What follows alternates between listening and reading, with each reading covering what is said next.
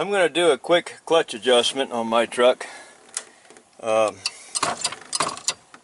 That's all the free play I got. I can just barely hear the switch that turns off the cruise control. I can just barely hear that clicking, and then the pedal gets hard. So I need at least another inch, probably 1.5 inches below that, maybe even 2 inches. I don't know. Let's see. I probably got room for close to 2 inches. I'm going to try to hold the camera and show how I do this. I adjust the seat, unless you got somebody to sit on the seat and hold the clutch for you, where it doesn't have any slide back and forth, it doesn't rock. I keep mine where it's pretty locked up anyway, where it doesn't rock like that. Then I stick this lap board in here. Got to hold the clutch down.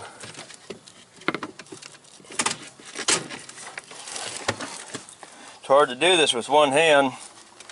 I don't have anyone to hold the camera, and the seat moved on me. So I got to slide it back forward again.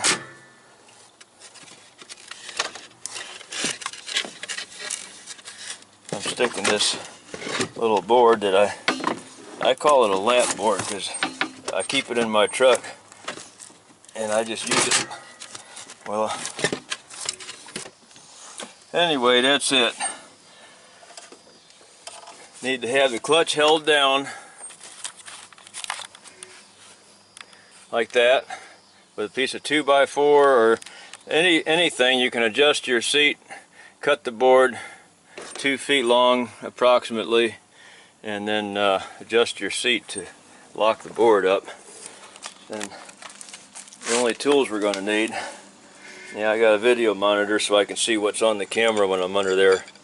A big screwdriver, a big flat screwdriver, an extension. I got about a 1 foot extension here. Got another one here about 2 feet. 9/16 ratchet, and this is my little thing to hold the camera while I'm down there. You can do this with just the screwdriver alone. It's a little bit tricky, but you can do it.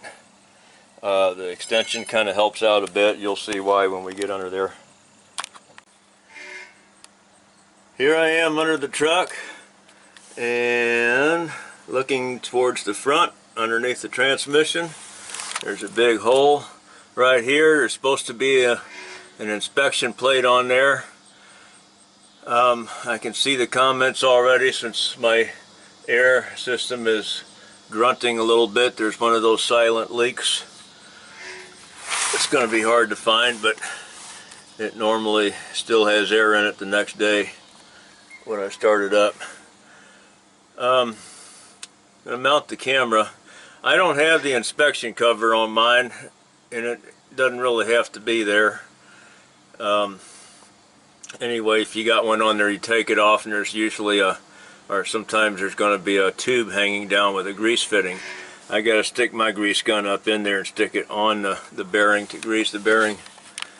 You can see that on my video of doing the grease job and oil change. Now we got some light on the subject, we'll take another shot at this. Anyway, you got to make sure that the locking tab for your clutch adjustment is down where you can get to it here at the bottom. Sometimes the engine just stops right there, and sometimes you got to turn it by hand. This is the locking tab I'm talking about right here. It's dirty, and so it's hard to see because everything's the same color, but this 9/16 bolt right here comes out.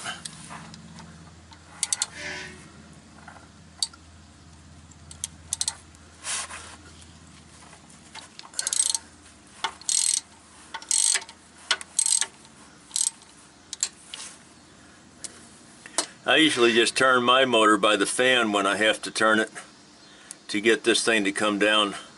Anyway, take the screw out, of course, and the locking tab comes out too. That's all it is. is that little piece there, and it goes right here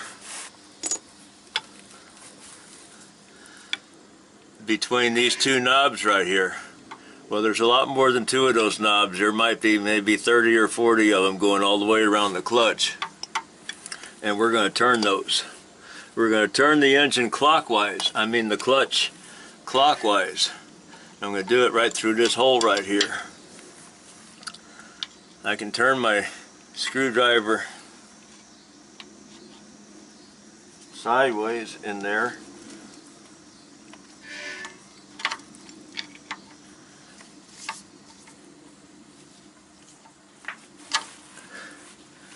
And push it like this. And it's got resistance, but it will not turn at all if you don't have the clutch pedal down.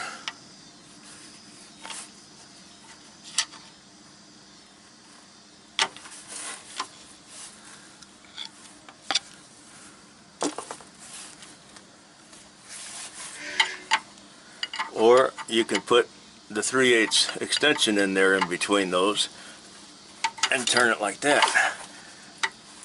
I don't know why this one's giving me trouble today.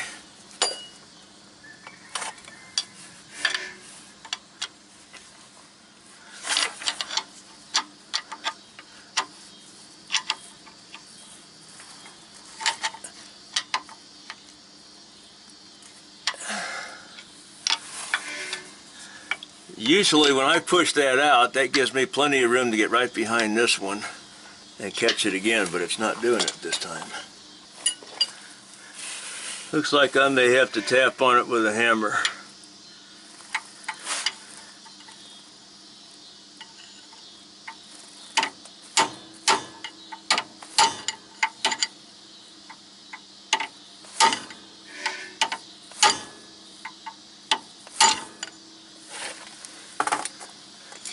That's the first time I ever had to do that. I've always been able to just pull it out enough that I can get behind it right here on the next one.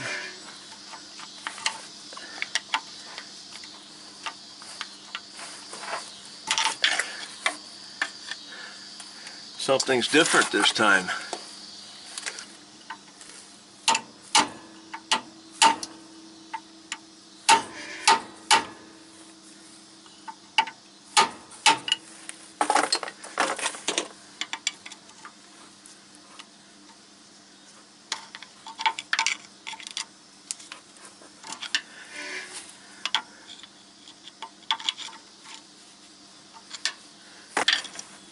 I've never counted this to find out how many knobs you have to turn to get an inch. It's going to be at least maybe 4 or 5. Might be even 10.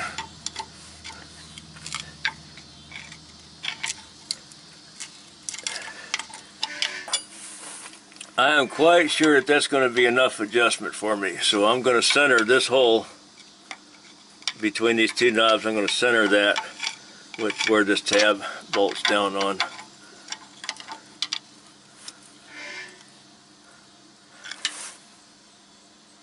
About like so. Put my tab and my bolt back on there. I call it a tab. I don't know what it's supposed to be called. Just a little locking thing.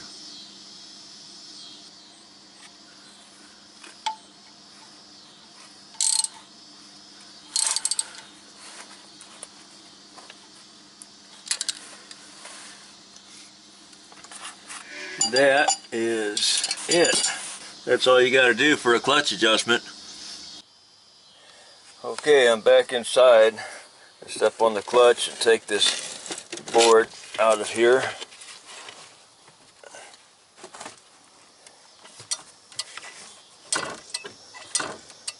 Actually, I got more clutch adjustment than I really wanted, but that's good. That's okay. It'll last a long time. I still got plenty of room between opening the clutch, pushing it all the way down to hit the clutch brake. That's going to scare me when I first take off with it. I have to get used to that.